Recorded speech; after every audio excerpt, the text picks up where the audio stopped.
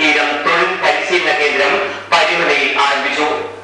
Cycle ബുക്കിൽ ആരംഭിച്ച പരിശീലന കേന്ദ്രത്തിന്റെ ഉദ്ഘാടനം ഡോക്ടർ ഫിലിപ്പോസ് മാർക്കോസ് വലിയ മെത്രാപ്പൊലീത്ത ഉദ്ഘാടനം ചെയ്തു. KG നമ്പൂതിരി, ഡോക്ടർ ഗീവർഗീസ് മോർ കൂർലോസ് മെത്രാപ്പൊലീത്ത, കടപ്ര ഗ്രാമപഞ്ചായത്ത് പ്രസിഡന്റ് തങ്കമണി നാപ്പൻ, മാങ്ങാട് ഗ്രാമപഞ്ചായത്ത് പ്രസിഡന്റ് വർത്തമ്മ ബാലകൃഷ്ണൻ, പഞ്ചായത്ത് അംഗം ആംബിക മോഹൻ, ബിഷപ്പ് ഡോക്ടർ KP യോഹന്നാൻ, രാജു പുളിമ്പള്ളി തുടങ്ങിയവർ ചടങ്ങിൽ പങ്കെടുത്തു. കടപ്ര പഞ്ചായത്തിലെയും മാങ്ങാട് പഞ്ചായത്തിലെയും ഭൗതിക വെല്ലുവിളികൾ നേരിടുന്നവർക്കായാണ് പരിശീലന കേന്ദ്രം ആരംഭിച്ചിരിക്കുന്നത്.